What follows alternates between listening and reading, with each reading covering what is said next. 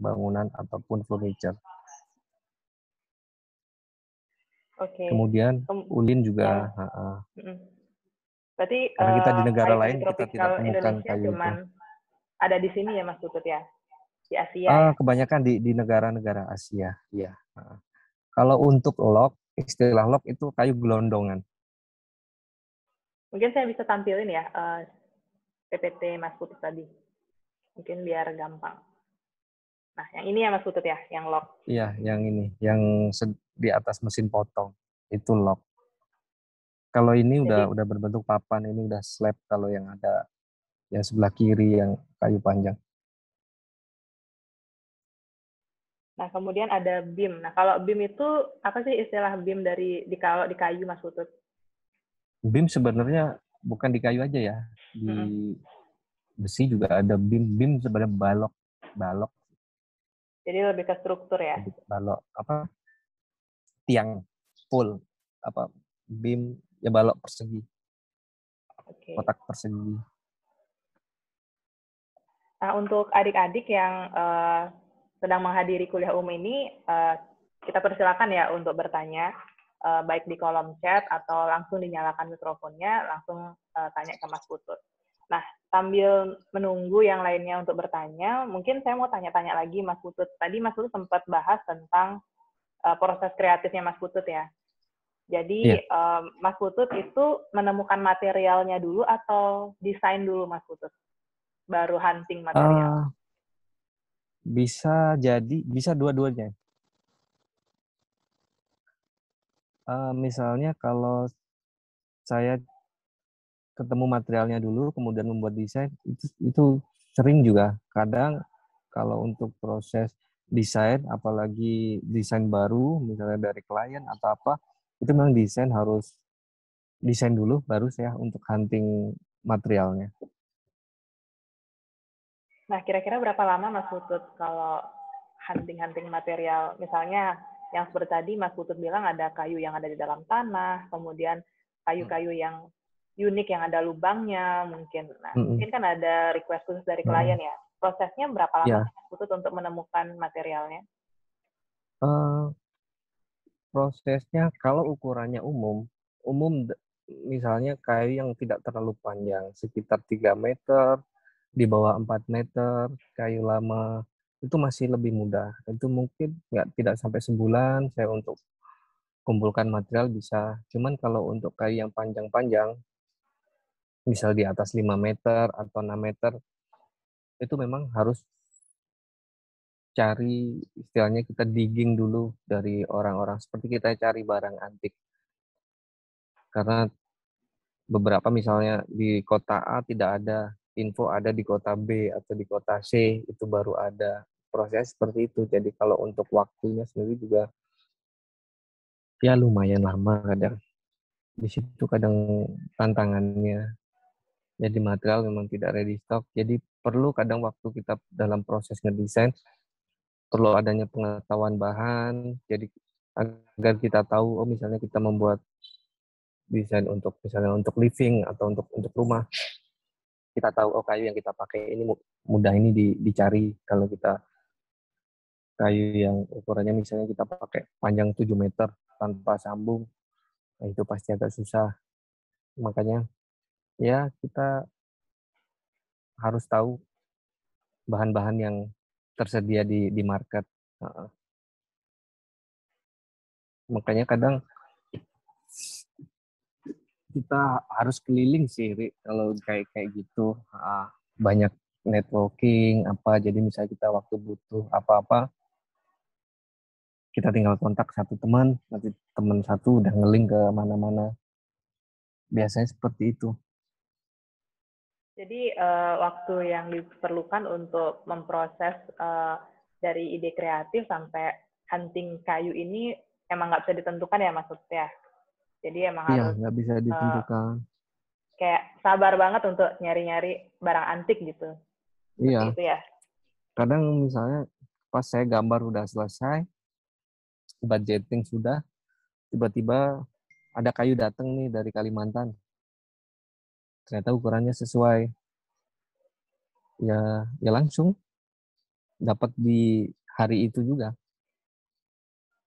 Nah, dari hunting-hunting tuh pernah nggak sih pengalamannya Mas Putut dapat misalnya dari lock ini, dari gelondongan tadi ternyata pas dibelah rusak gitu di dalamnya? Pernah. Cuman apa? Ya itu resiko. Kadang orang bilang kok kayu solid lebih mahal. Ya salah satunya itu ya untuk resiko kita belah lock. Kita misalnya beli lock ya misalnya harga 10 juta. Ketika kita belah ternyata rusak dan barang yang mau kita buat dari lock tersebut tidak bisa, maka kita harus replace dengan lock baru lagi. Nah, ngomong-ngomong Uh, tentang natural nih Mas Putut, ini kan kayu jati stick semua, apa namanya, raw gitu ya datangnya. Jadi nanti prosesnya juga bukan dari fabrikasi, tapi dari tangan. Nah, biasanya ya, ada pengaruhnya nggak sih produk-produk finishing itu ke warna kayu, Mas Putut? Nah, ini kan biasanya kalau kita ngomong-ngomongin tentang HPL, itu kan warnanya emang udah seragam. Nah, kalau kayu ya, ini kan pasti memiliki warna yang nggak sama di satu betul. papan kayak gitu. Ada pengaruhnya nggak sih, Mas Putut, dari Ada, finishing, kemudian hasilnya bagaimana? ada kalau untuk finishing kayu eh, banyak sekali sih kalau untuk finishing kayu. Kalau yang saya tahu aja atau yang saya biasanya pakai, Oke. saya memang selalu memakai natural.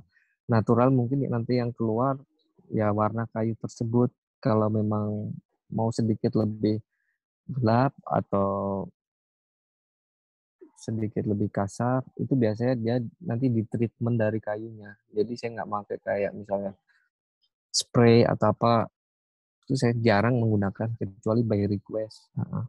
Umumnya misalnya dia mau gelap sedikit itu saya pakai kadang pakai minyak. Kalau yang dipakai minyak kan nut oil itu minyak dari kacang itu biasa dipakai. Kadang juga pakai wax atau wax yang dari tawon itu juga bisa. Cuman kalau untuk tahapan saya sendiri paling setelah selesai di amplas atau di gerinda kalau mau munculkan tekstur rustiknya pakai gerinda kawat kemudian di amplas dari amplas kasar sampai halus. Dalam hal ini memang proses sebenarnya proses pentingnya sih di proses amplas ya. Jadi nanti kalau untuk layer di atasnya atau coating itu cuma melapisi aja. Jadi memang harus munculkan mau mengkilap atau apa itu mah dari proses pengamplasan itu yang dari kasar sampai halus. Ya seperti kita misalnya gosok batu lah, batu batu permata atau batu akik kan biasanya digosok-gosoknya sama seperti itu sebenarnya untuk prosesnya. Semakin lama gosoknya, pori-pori kayu semakin tertutup, dia water atau stainnya juga semakin bisa berkurang. Seperti itu. Nah, tadi setelah kita bicarakan tentang finishing, ini pasti sering Mas Putut ditanya gitu sama klien ya, untuk kadar kekeringan kayu. Tadi Mas Putut sempat bilang proses Hmm. yang Mas Putut lakukan adalah proses natural, jadi dijemur dan diangin-angin, Iya, nggak pakai oven. iya, Gitu. Nah, bisa dijelasin enggak. Mas Putut bedanya kayu yang di oven dan emang dikeringkan secara natural? Eh, kalau oven, kadang kayu cuman kering di permukaan saja. Ketika dites, dia sudah misalnya pH-nya berapa persen ya, 12 atau 15 kalau nggak salah. Tapi di dalam kadang masih ada sedikit, masih ada kadar air tinggi di dalamnya. Biasanya sih oven kayak gitu, kalau ovennya nggak maksimal. Kalau saya paling setelah belah-belah atau setelah potong-potongan itu biasanya saya berdirikan, saya angin-angin. Itu malah lebih maksimal. Soalnya dalam prakteknya sendiri, ya alhamdulillah sampai saat ini belum ada komplain misalnya kayu saya bengkok atau crack. Seperti itu sih. Kalau kadar air biasanya yang normal, yang ready untuk disiap di produksi itu berapa Mas Putut? MC levelnya? Kalau nggak salah pH-nya 13 kali ya. 12 atau 13 ya? 13 itu. Untuk jati ya Mas Putut? Mm-mm. Iya, Kalau kita dapat kayu tua, ya sudah sangat kering sekali. Misalnya kayak kayu temuan atau apa, kadar airnya sudah kering sekali. Makanya kadang dari kayu reclaim atau recycle itu lebih aman. Jadi pemuaian apa itu mah nggak ada. Nah, Mas Kalau Putut untuk ini ada yang, terakhir, bagaimana? oh iya, nggak, silakan dilanjutkan, ini ada yang bertanya. Nah, Mau untuk dilanjutin dulu Mas bahan Putut? sendiri, saya kadang juga beli dari orang. Beli dari orang kadang kolektor. Misalnya dia punya barang kayu atau slab bagus, itu biasanya saya beli untuk saya buat produk saya. Soalnya kadang beberapa barang bagus udah disimpan dikit sama orang dan dia mungkin udah keepnya udah puluhan tahun dari zaman waktu itu masih banyak sampai sekarang. Misalnya kayak meja-meja 1 meter, panjang 3 meter, itu misalnya kita cari di perhutani atau di apa tempat pelelangan kayu sudah tidak ada, biasa di kolektor ada. Ya mungkin dengan harga yang tidak bisa ditentukan juga. Oke, ini ada yang bertanya ya Mas Putut. Ini dari Eka, ini angkatan baru Mas Putut. Nah, Ya, yang ditanyakan adalah, uh, Bapak kebanyakan menggunakan kombinasi kayu ulin dan jati. Apakah ada kayu lain yang Pak Putut rekomendasikan untuk membuat bangunan yang bagus dan kuat selain kayu ulin dan jati sebagai ya, oke. alternatif? Pakai kayu lain, mungkin pakai bengkirai bisa. Itu masih hardwood juga. Kalau untuk kayu misalnya kita pakai kayu nangka atau kayu lain, itu rayap masih bisa masuk. Kenapa saya pakai jati dan ulin atau misalnya bengkirai ya? Itu insek atau serangga apa itu tidak mau. Yang penting emang kayu itu source-nya bagus. Kayu jati sendiri juga sebenarnya banyak ya macamnya. Misalnya mulai dari jati emas yang umur 5.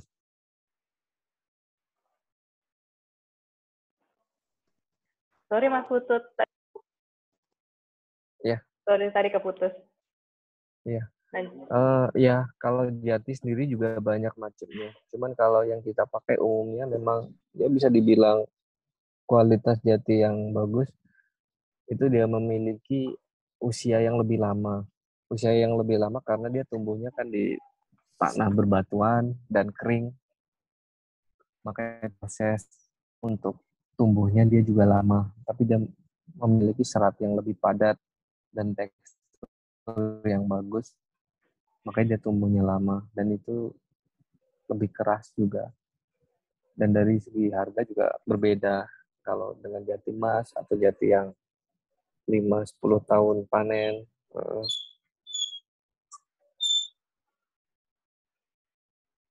Oke, itu. ini ada yang bertanya lagi nih Mas Putut. Nah, yang ditanyakan adalah apa yang menginspirasi Mas Putut dalam mengkombinasikan gaya kontemporer Nusantara? Sebenarnya dari dulu sih saya suka ya untuk gambar-gambar apa bentuk-bentuk bangunan rumah tradisional. Makanya dari situ saya waktu itu baca quote-nya siapa, kalau nggak salah yang arsiteknya Masjid Istiqlal, saya lupa namanya. Orang Kristen tapi dia arsitek untuk masjid dan di kata-katanya dia bilang kalau apa kebudayaan itu berkembang. Jadi tidak bisa hanya diam di situ saja. Makanya kita beruntung menjadi negara tropikal yang banyak budaya. Intinya seperti itu sih. Kita dapat panasnya matahari, dan basahnya hujan. Makanya dari untuk kontemporer itu saya sesuaikan dengan kondisi atau kebutuhan klien atau penghuni rumah tersebut. Karena misalnya sekarang untuk joglo yang besar, itu identik untuk padepap, untuk tempat pertemuan di sebuah rumah. Itu untuk kondisi sekarang mungkin susah karena lahan semakin sempit, dan untuk membuat rumah yang dengan porsi yang besar-besar itu sudah susah. Makanya kadang saya lebih membuat rumah yang lebih kompak tapi masih ada elemen nusantaranya. Jadi tidak meninggalkan peninggalan baik itu pemilihan material atau struktur konstruksi orang-orang yang dulu. Karena kalau kita lihat arsitektur lama, sebenarnya kalau bahasa sekarang kan niat banget loh buat kayak gitu.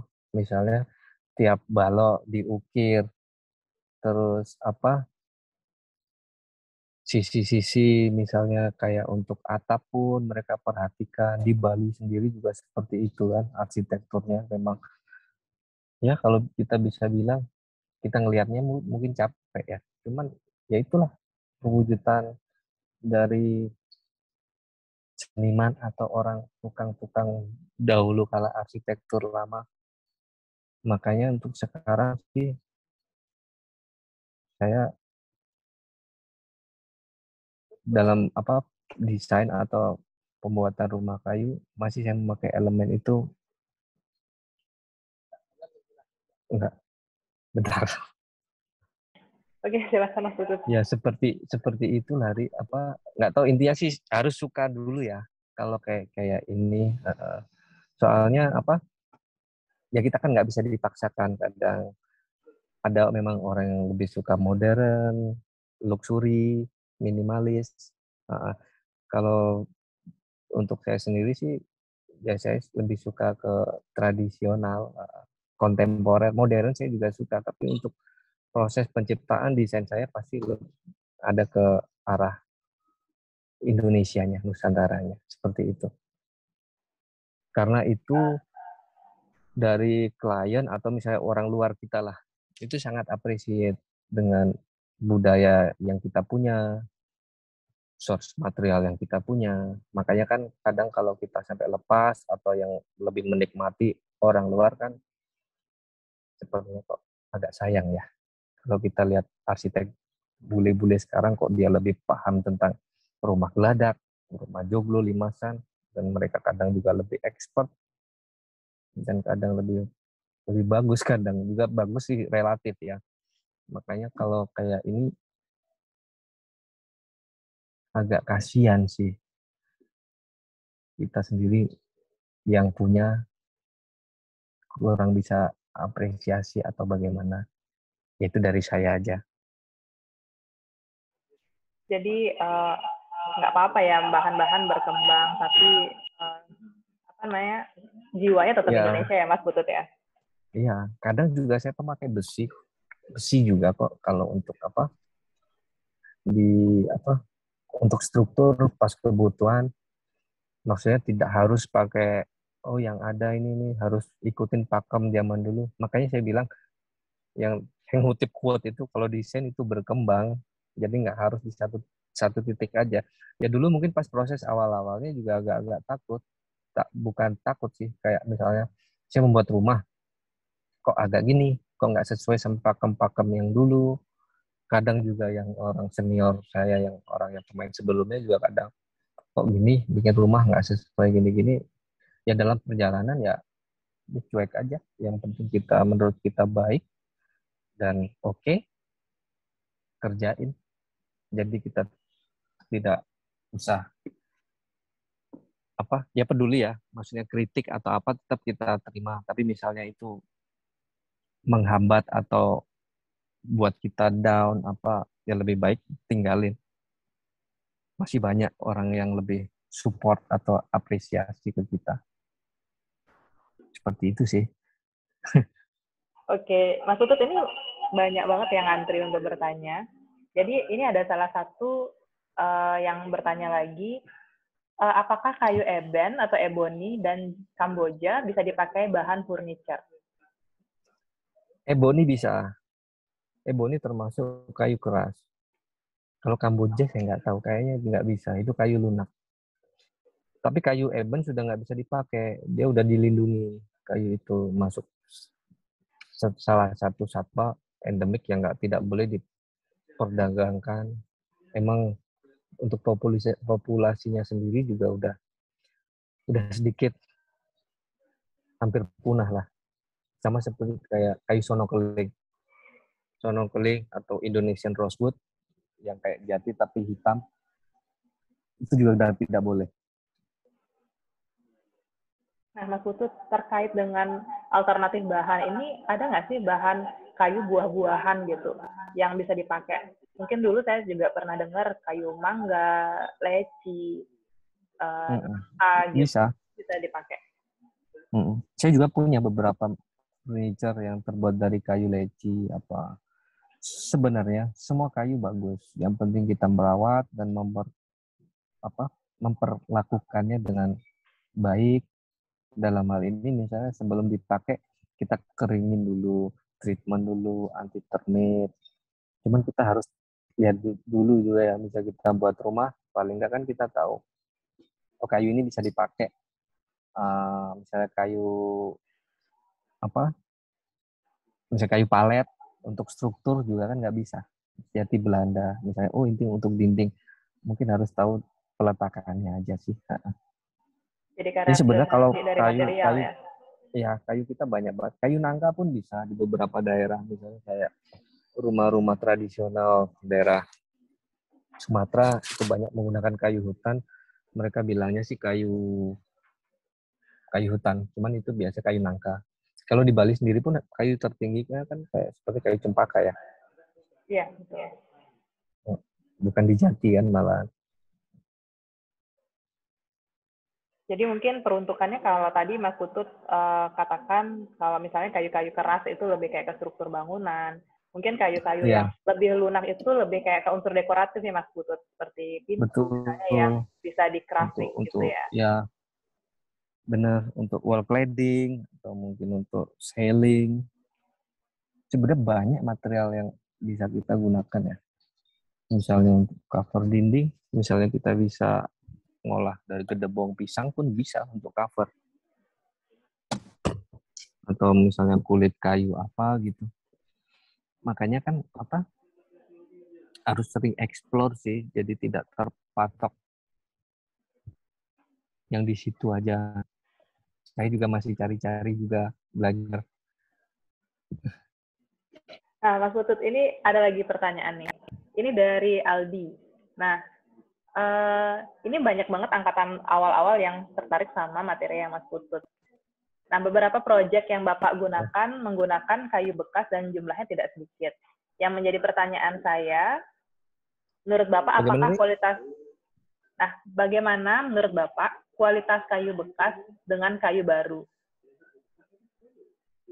Apakah yang sudah diangin-anginkan malah lebih bagus memakai kayu lama atau kayunya sudah benar-benar kering dan tidak akan menyusut? Mungkin ini lebih perbedaan karakteristik aja sih, Mas Utut. Iya, kalau perbedaan yang jelas kayu lama ini kan kayu bekas pakai itu lebih bagus untuk dipakai. Jadi untuk kekeringannya dia lebih maksimal dan untuk tekstur kayu juga pasti lebih bagus karena dia udah berpuluh-puluh tahun, mungkin ratusan tahun. Cuman kondisi kan kadang kayu lama kan ukuran terbatas. Misalnya kita perlu tiang ukuran misal 3 meter. Tapi biasanya kayu bekas kita ada bekas-bekas apa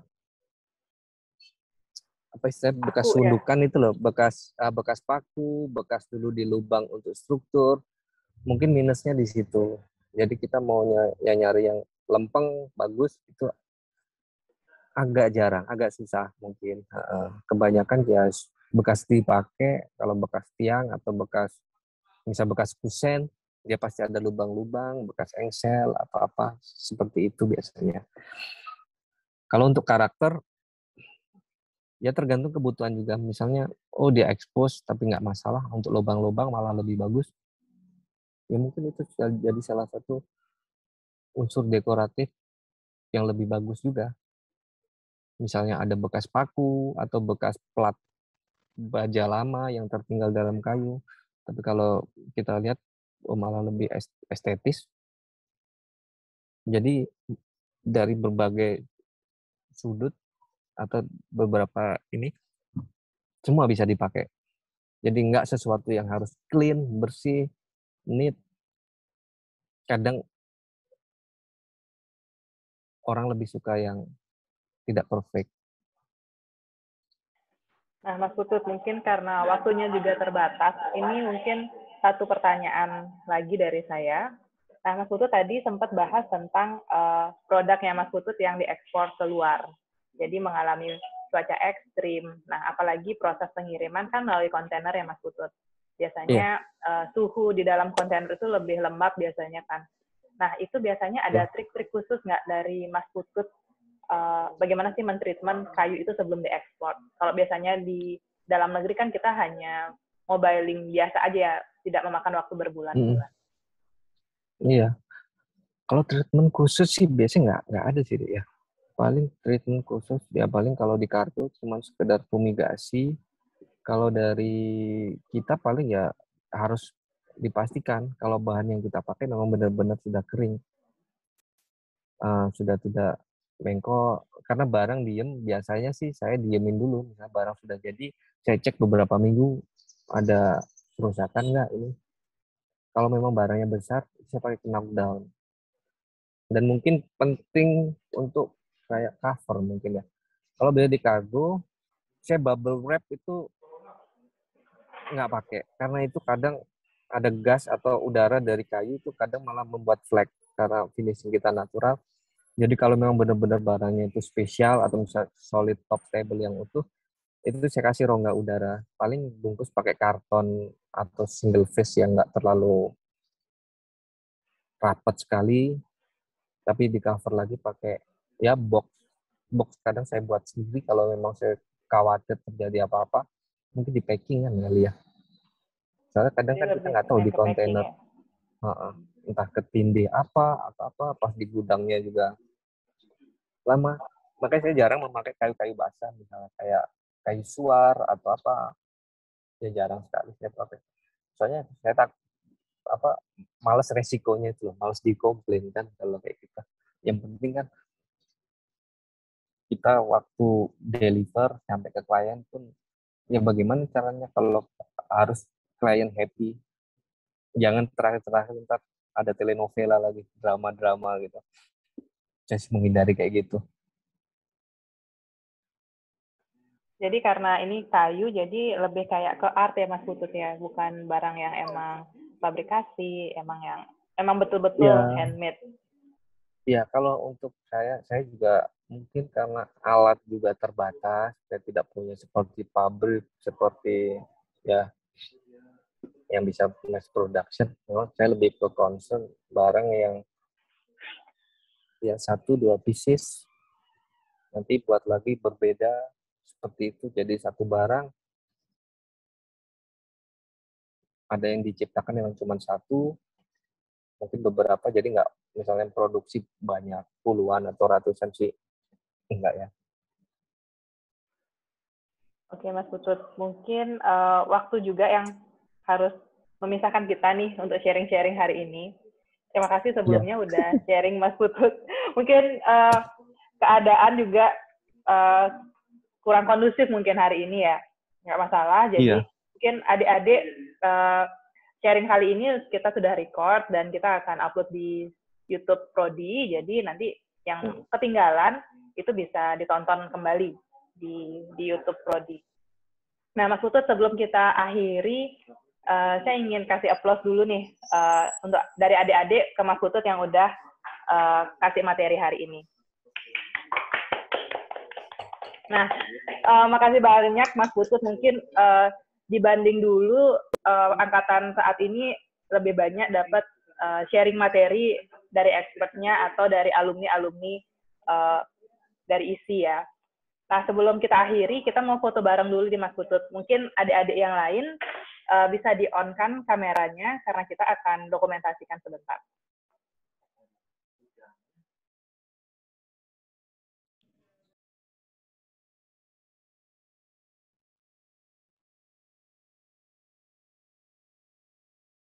Ini sorry juga loh, Ri. Aku di jalan loh tadi nih. Oh iya, nggak masalah Mas Putut. Adik-adik silakan di-on-kan kameranya dulu. Kita akan buat dokumentasi.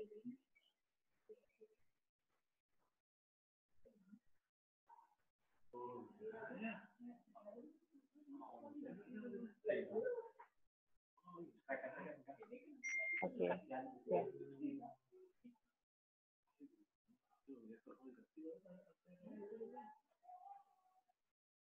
Oke, Mas Putut. Adik-adik sekalian, terima kasih untuk waktunya hari ini. Sampai ketemu lagi di kesempatan lainnya. Terima kasih banyak Mas Putut untuk waktunya dan Iya, adik-adik sekalian. sama-sama.